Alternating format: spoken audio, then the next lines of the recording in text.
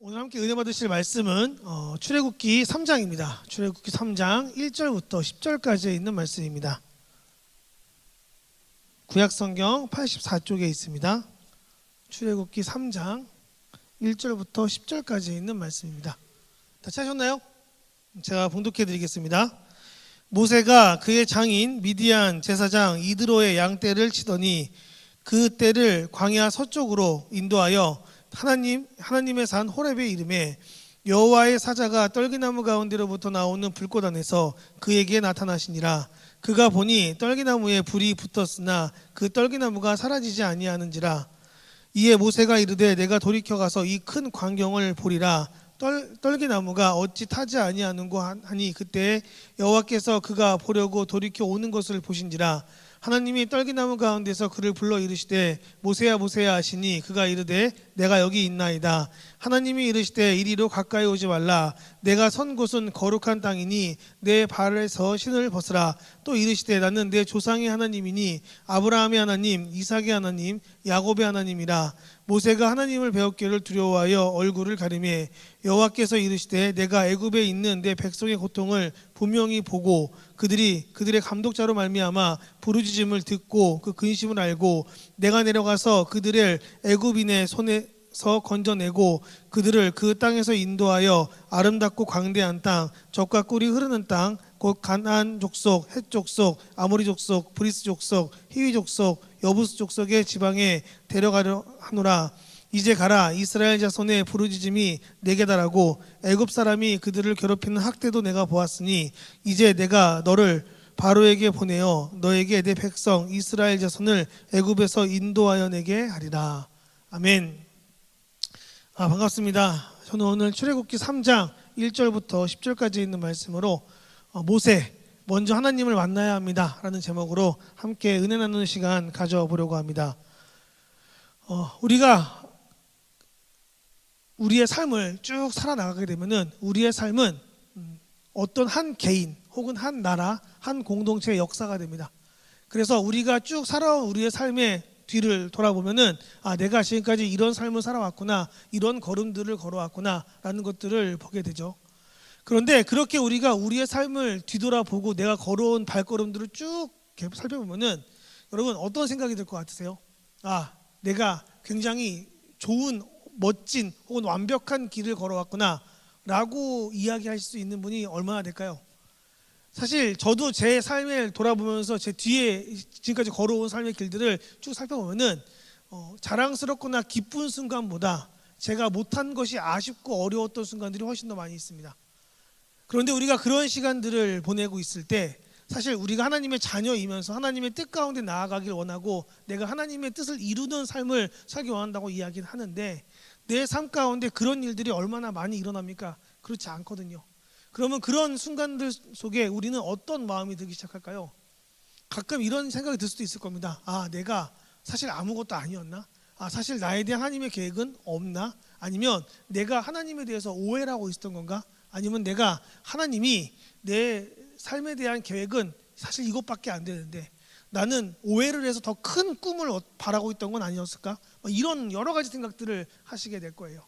그런데 제가 오늘 본문에 있는 이 말씀을 함께 묵상하면서 우리가 바로 그런 어떤 우리의 삶 가운데 어려움이 찾아오는 순간이 찾아왔을 때 저는 이 본문에 있는 말씀을 우리가 묵상하면서 이걸 기억했으면 좋겠습니다. 여러분, 하나님이요 우리를 향해서 세우신 계획은요 우리가 세운 계획보다 훨씬 더 원대합니다. 그분의 뜻은 우리의 뜻을 초월합니다. 그분이 가지고 있는 계획은 우리의 계획을 넘어섭니다. 제가 왜 이렇게 감히 단언할 수 있냐면요, 여러분 하나님의 손이 우리의 손보다 훨씬 크시기 때문이기도 하고 하나님이 가지고 있는 계획은 단지 한 사람의 개인의 역사로 끝나지 않기 때문입니다. 오늘 본문에 등장하는 이 모세도요 원래는 자기가 영웅이 되는 어떤 역사의 스토리를 기대했는지 모르겠습니다. 어려서부터 이스라엘을 구원할 수 있는 유일한 사람은 너밖에 없어 이런 이야기를 들으면서 자랐으니까요.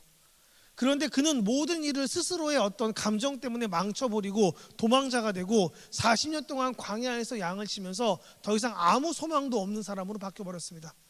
그런 그가 무엇을 꿈꿀 수 있겠습니까? 그의 나이 80입니다. 80에 어떤 일을 할 수 있겠습니까? 아무것도 할 수 없었을 겁니다. 그런데 바로 그렇게 그가 아무것도 아닌 것처럼 모든 소망과 희망이 다 끊어진 그 자리에 하나님께서 찾아오셔서 그의 꿈을 흔드시고 그를 일으키시고 그를 세우시면서 말씀하시는 거예요.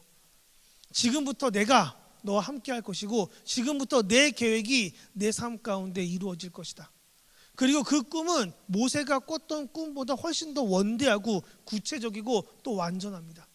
그리고 실제로 모세는 이후에 하나님을 만난 후에 그가 그의 삶에서 받은 그 시간들을 보게 되면요, 행동한 일들을 보게 되면 우리는 깨닫게 됩니다. 아, 정말 모세는 하나님의 인도하심 가운데 하나님의 역사가 그의 삶에 쓰이는 인생을 살았구나 라고요.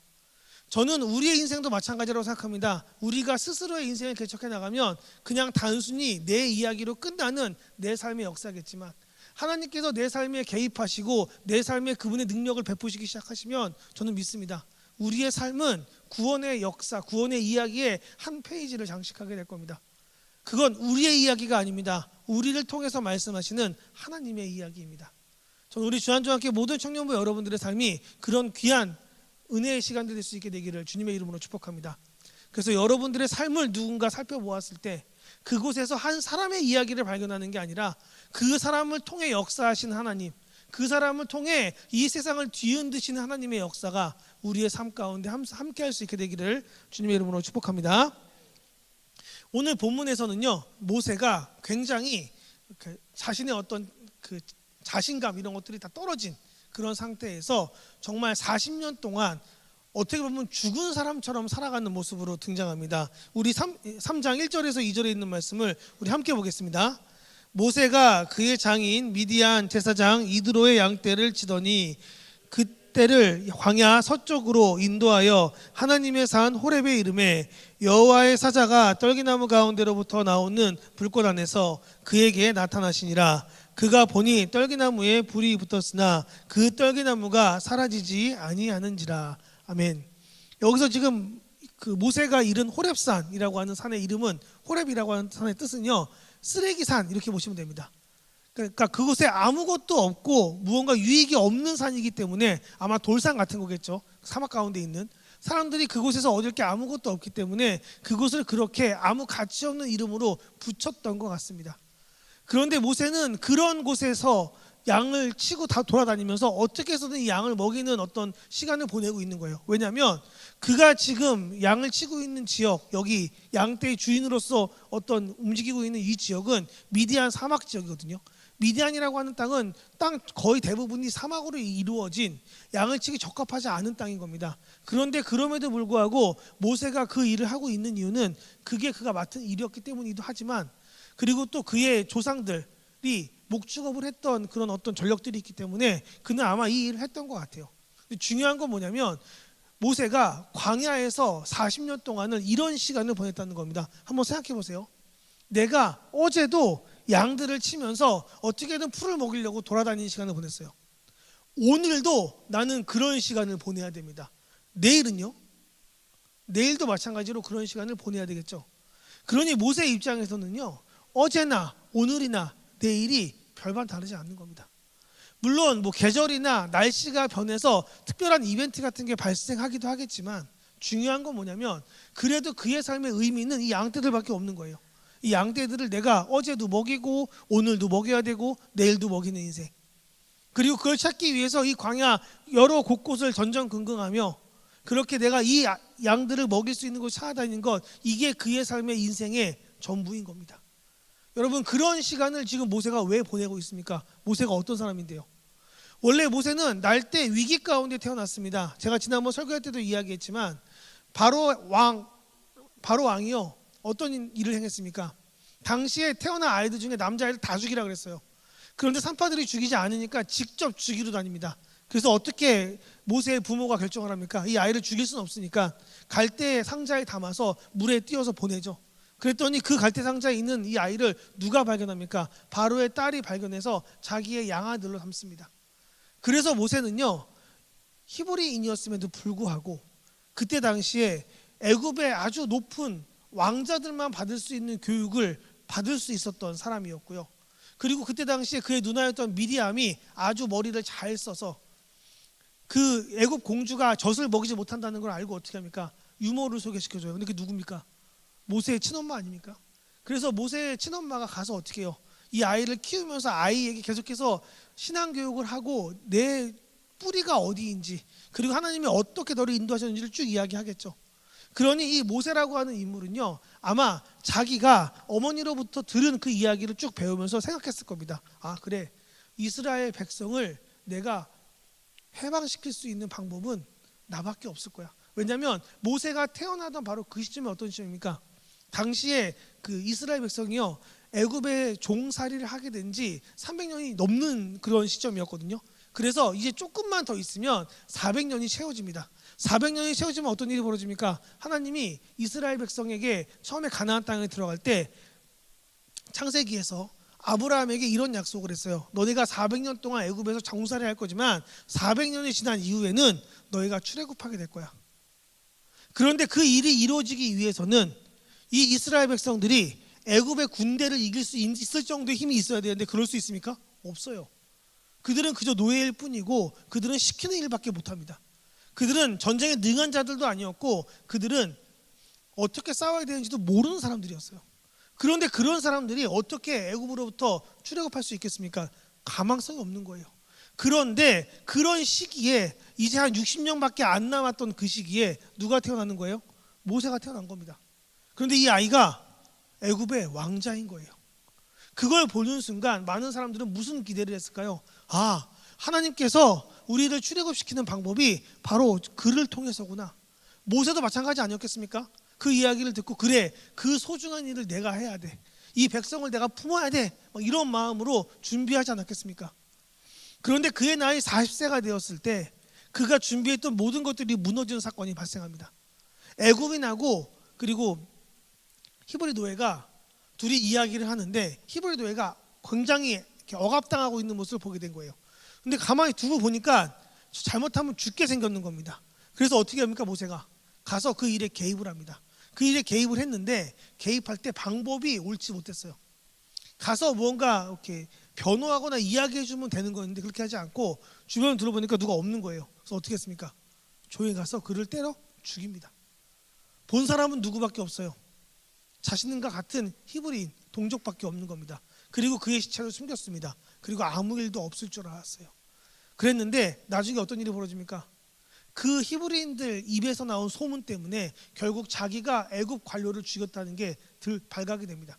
그래서 그때부터 이 모세는요, 도망자 신세가 되고 모든 직분을 다 잃어버리고 자기가 누리던 모든 혜택을 다 잃어버립니다. 왕자로서의 지위도 박탈됩니다.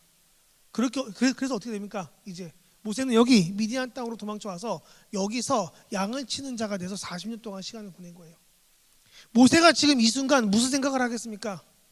저였으면요 굉장히 괴로웠을 것 같아요. 왜냐하면 내가 한순간에 감정 컨트롤을 못해서 하나님의 계획을 다 망쳤구나. 하나님이 내게 주신 그 비전을 내가 내 손으로 걷어찼구나. 내가 내 손으로 다 망쳐버렸구나. 하나님도 나를 싫어하시겠구나. 하나님이 나로 인해 세운 그 모든 계획이 무너졌기 때문에 이제 이스라엘 백성에게는 아무 소망이 없구나. 왜냐하면 지금 여기 모세가 있는 이 시점이요, 원래 하나님이 약속했던 400년으로부터 20년이 더 지난 시점입니다. 그러니 모세는 그런 생각이 들지 않겠습니까? 20년 동안 출애굽했다는 이야기가 안 들리는 거예요. 그러면 모세 입장에서는 그런 생각이 들지 않겠습니까? 이게 나 때문이구나. 내가 실수했구나. 그런데 바로 그런 순간에 이 모세의 눈에 이상한 것이 하나 눈에 들어온 겁니다. 호렙산에 원래 아무것도 없어요. 거기 쓰레기산이라고 불리는 이유가 초목이나 이런 게 없기 때문입니다. 그런데 떨기나무가 하나가 이렇게 딱 서 있는 거예요. 떨기나무가 뭐냐면 굉장히 빼빼 말라 있는 나무거든요. 그래서 그때 당시에 떨기나무들이요, 아주 뜨거운 어떤 사막의 열기로 불이 붙는 건 너무나 흔한 일이었습니다. 그래서 길 가다 보면은 어디서 불 타고 있어요. 그러면 누가 불 질렀나 이게 아니라 저 나무가 견디다 못해 불 탔구나. 사람들이 보통 그렇게 생각하고 끝나는 거였거든요. 그런데 모세의 눈에 그게 들어온 이유는 뭐냐면 얘가 불이 붙었는데 안 타는 겁니다. 보통은 사그라져야 되는데 잿더미가 돼야 되는데 그냥 그대로 계속 불이 붙어 있는 거예요. 그래서 모세가 처음에 그냥 지나가려고 무시하려고 했다가 잠깐만, 저건 좀 신기한데? 그렇게 해서 그 나무를 보기 위해서 가는 장면이 오늘 우리가 보고 있는 3절부터 6절에 있는 말씀입니다. 우리 함께 읽겠습니다. 이에 모세가 이르되 내가 돌이켜 가서 이 큰 광경을 보리라. 떨기나무가 어찌하여 타지 아니하는고 하니 그때에 여호와께서 그가 보려고 돌이켜 오는 것을 보신지라. 하나님이 떨기나무 가운데서 그를 불러 이르시되 모세야 모세야 하시매 그가 이르되 내가 여기 있나이다. 하나님이 이르시되 이리로 가까이 오지 말라. 내가 선 곳은 거룩한 땅이니 내 발에서 신을 벗으라. 또 이르시되 나는 내 조상의 하나님이니 아브라함의 하나님, 이삭의 하나님, 야곱의 하나님이라. 모세가 하나님 배웠기를 두려워하여 얼굴을 가리매. 아멘. 여기서 보면 모세가요, 그 나무가 탔는데 재로 변하지 않는 게 너무 신기해서 그 나무를 가까이 갔더니 거기에서 누구를 만납니까? 하나님을 드디어 만나는 겁니다. 사실 모세가 어렸을 때부터 하나님에 대해서는 이야기를 들었을 거예요. 그의 어머니로부터요. 그런데 사실 모세 입장에서는요, 하나님을 직접 경험해 본 적은 없습니다. 자기가 태어났을 때 자기를 구하신 하나님에 대한 이야기를 들었지만 그 하나님을 직접 경험하기엔 너무 어린 나이였고, 물론 그가 자라면서 하나님이 함께 하셨기에 그가 아주 훌륭한 환경에서 자랄 수 있었겠지만 그게 모세 입장에서는 하나님의 역사인지 아니면 운이 좋아서인지 아니면 애굽에 있는 공주가 자기를 선대해서인지 알지 못하지 않습니까? 그러니 그런 여러 가지 것들을 보았을 때 모세가 하나님을 직접 경험하는, 하나님과 직접 만나는 그런 상황은 사실 없는 거예요. 우리도 마찬가지입니다. 우리가 신앙생활 할 때 때때로 그런 경험들을 해요. 내가 하나님을 인격적으로 만나는 경험들이요. 여러분들은 언제 하나님을 인격적으로 만나보셨습니까? 저는 제 인생에 있어서 하나님을 인격적으로 만났다라고 이야기할 수 있는 순간이 몇 순간이 있는데 그 가운데 지금도 제가 목회를 하기로 결정하게 된 아주 중요한 순간은 그런 순간이었던 것 같아요. 뭐냐면 제가 군대에 있을 때 정말 아무도 저를 도와주지 않을 때 군대에서 혼자 새벽 기도 다니면서 하나님께 기도하면서 하나님이 저를 인도하시는 걸 깨닫게 되었을 때, 알게 되었을 때 그때 이게 인격적으로 하나님을 만나는 거구나 라는 순간이 제게 찾아왔습니다. 그렇게 우리가 하나님을 인격적으로 만나고 나면 어떤 일이 벌어집니까? 오늘 본문에서 모세와 같은 일이 벌어지는 거예요. 그가 하나님을 딱 만났는데 이전까지는 나하고 아무 상관없는 혹은 나랑 굉장히 멀리 떨어져 있는, 어쩌면 나는 하나님을 바랄지 모르겠지만 하나님은 나를 모르시는 것 같은, 마치 하나님과 내가 서로 잘 알지 못하는 관계에 놓여 있는 것처럼 그렇게 하나님과 거리를 두고 있다가 물론 하나님은 좋은 분이시죠. 그런데 제 삶에 어떻게 개입하시는지 모르겠습니다.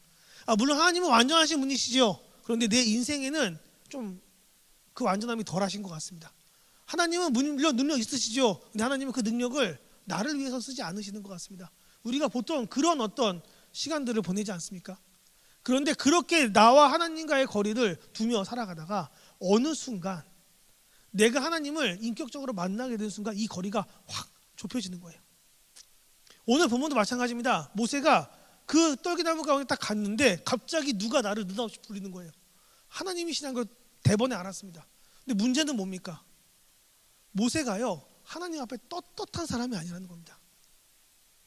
모세가 만약에 지금 애굽에서 하나님을 만났잖아요. 그러면 모세는 두려워하지 않았을 겁니다. 오셨습니까? 기다렸습니다. 어머니로부터 들었습니다. 제가 해야 될 일이 무엇인지. 드디어 저에게 명령을 내리러 오신 겁니까? 드디어 제게 능력을 주시기 위해 오신 겁니까? 드디어 저와 함께 하시기 위해 오신 겁니까? 기대하는 마음으로 하나님께 나아갔을 겁니다. 그런데 모세는 지금 그러지 못해요. 자기 때문에 하나님의 계획이 망쳐졌거든요. 사실 도망치고 싶었을 겁니다. 그리고 두려웠을 겁니다. 어쩌면 하나님이 자기를 징계하기 위해 왔을 수도 있지 않습니까? 그래서 그런 혼란한 상황 가운데 그 떨기나무를 바라보았는데 떨기나무에서 그가 기대하지 않은 이야기가 나오는 겁니다. 첫 번째로는요, 신을 벗으라는 겁니다. 여러분, 신을 벗으라는 게 이때 당시에는요, 너 내 종이 되라 이런 이야기입니다. 실제로 자유인들은 신발을 신고 다녔어요. 그런데 내가 내 자유를 누군가에게 박탈당하면서부터는 그 사람의 영역 안에서 내가 신을 벗어야 됩니다. 그게 당시의 노예 제도의 어떤 보여주는 모습 가운데 하나였거든요. 그런데 하나님께서 모세에게 이야기하십니다. 내가 선 땅은 거룩한 땅이니 내 신을 발에서 벗어라. 단순히 이 땅이 거룩하니 내가 신발 벗어야 돼, 이 의미가 아니에요. 너 신발 더러우니까 벗어, 이런 이야기가 아닙니다. 하나님이 모세에게 지금 이야기하시는 겁니다. 너 내 종이라고요. 근데 그 이야기를 들었을 때 모세는 혼란스럽겠죠. 저는 당신의 계획을 망친 사람인데요. 저는 당신이 세웠던 계획들을 제가 다 어그러뜨린 사람인데 제가 당신의 종이라고요? 아마 그런 생각이 들었을 겁니다. 그런데 더 나아가서 하나님이 이렇게 말씀하시는 거예요. 지금까지 나는 하나님을 내 부모님의 하나님, 내 부모님의 민족의 하나님으로 알고 있었는데 그 하나님이 자기한테 와서 이렇게 말씀하시는 겁니다. 나는 네 하나님이기도 하다고요.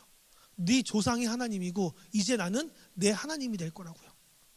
이건 모세가 기대했던 바가 아닙니다.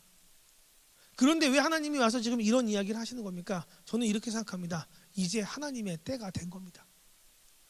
모세의 이야기는 이 뒤에 쓸 이야기가 아마 없었을 거예요. 그는 어제도 오늘도 내일도 광야에서 열심히 양을 치다가 그렇게 양과 함께 죽었더라. 그게 원래 그의 이야기 끝이지 않았겠습니까? 그런데 하나님은 모세의 이야기가 거기서 끝나길 원치 않으셨습니다. 그런 모세에게 찾아오셔서 하나님 이야기하시는 거예요. 자, 지금부터 내가 다시 너의 삶을 통해 내 이야기를 쓰고자 한다. 내가 어떻게 이스라엘 백성을 너를 통하여 구원하는지를 내가 지금부터 쓰려고 한다. 이런 이야기를 하시는 거예요. 그 이야기를 들었을 때 모세는 어땠을까요? 마음이 두근두근하지 않았겠습니까? 사실 그의 심장은 어떤 상태였을까요? 죽음과 진배 없었을 겁니다. 아무 소망도 없는, 아무 기쁨도 없는, 그 어떤 비전도 없는, 그저 그냥 내가 이렇게 살다가 눈 감으면 하나님께로 가는 그런 인생이라고 생각하지 않았겠습니까? 그런데 그의 인생에 아무것도 소망이 없다고 포기하고 있던 그 시점에 하나님께서 오셔서 말씀하시는 겁니다. 아니야, 안 끝났어. 자, 지금부터 내가 너로 인하여 이 모든 일들을 시작할 거야. 너로 인하여 내가 내 구원의 이야기를 시작할 거야 라고 이야기하면서 한 사람의 이야기가 하나님 안에서 바뀌기 시작합니다. 그 이야기가 7절부터 10절까지 있습니다. 우리 함께 읽겠습니다. 여호와께서 이르시되 내가 애굽에 있는 내 백성의 고통을 분명히 보고 그들이 그들의 감독자로 말미암아 부르짖음을 듣고 그 근심을 알고 내가 내려가서 그들의 애굽인의 손에서 건져내고 그들을 그 땅에서 인도하여 아름답고 광대한 땅, 젖과 꿀이 흐르는 땅, 곧 가나안 족속, 헷 족속, 아모리 족속, 브리스 족속, 히위 족속, 여부스 족속의 지방에 데려가려 하노라. 이제 가라. 이스라엘 자손의 부르짖음이 내게 달하고 애굽 사람이 그들을 괴롭히는 학대도 내가 보았으니 이제 내가 너로 바로에게 보내어 너에게 내 백성 이스라엘 자손을 애굽에서 인도하여 내게 하리라. 아멘. 제가 청년부 사역을 하면서 청년들에게 많이 받는 질문 중에 하나가 이겁니다. 저는 비전이 없습니다. 뭘 해야 될지 모르겠습니다. 어떻게 살아야 될지 모르겠습니다. 하나님이 저를 안 만나 주십니다. 하나님이 제게 소망을 주시는 게 없는 것 같습니다. 그런데 여러분, 저는 분명히 여러분들에게 이렇게 말씀을 드리고 싶어요. 그건 아직 우리가 하나님을 제대로 인격적으로 못 만났기 때문입니다. 우리가 그분을 만나는 순간 그분은 우리의 삶에 내 이야기가 아닌 하나님의 이야기를 써 내려가기 시작합니다. 물론 그게 내가 원하는 방향이 아닐 수도 있습니다. 내가 원하는 크기가 아닐 수도 있습니다. 내가 생각했던 규모가 아닐 수도 있습니다. 그러나 기억하십시오. 그게 나와 맞지 않는 것 같이 보일지라도 하나님의 이야기는 결국 내 삶을 통해 쓰여질 것입니다. 오늘 본문의 모세도 마찬가지였습니다. 그는 다 포기하고 다 모든 것들이 무너졌다고 생각했습니다. 그에게는 아무 소망도 없었습니다. 그에게는 아무 앞으로 나아가고자 하는 그런 열망도 없었습니다. 그런데 그런 그에게 하나님이 찾아와서 이렇게 말씀하시는 겁니다. 내가 지금부터 내 삶을 통해 이런 일을 할 거야. 내가 지금부터 너를 통해 이 애굽에 있는 백성들을 이끄는 일을 하게 될 거야. 너희는 내 백성을 이끄는 리더자가 될 거야. 그렇게 말씀하시는 겁니다. 여러분, 이 일이 아주 많은 사람들이 아주 여러 시간들을 들여서 엄청난 자원을 들여서 그렇게 긴 시간 동안 준비하고 예배한 일이 아닙니다. 이 일이 어떻게 이루어진 겁니까? 하나님께서 모세를 찾아오셔서 모세에게 말씀하심으로 시작되는 겁니다. 저는 우리의 삶의 역사도 마찬가지라고 생각합니다. 여러분의 삶에 하나님의 이야기가 쓰여지는 순간은 우리가 뭘 열심히 준비해서 우리가 뭘 열심히 막 가지고 있어서 다른 사람들보다 더 놀라운 달란트를 가지고 있어서 여러분들이 더 쓰임받는 거 아닙니다. 우리가 하나님께 쓰임받는 방법은요, 딱 하나면 됩니다. 하나님이 먼저 우리를 찾아오시면 됩니다. 먼저 하나님을 만나면 됩니다. 먼저 그분이 뭐라고 이야기하시는지 들으시면 됩니다.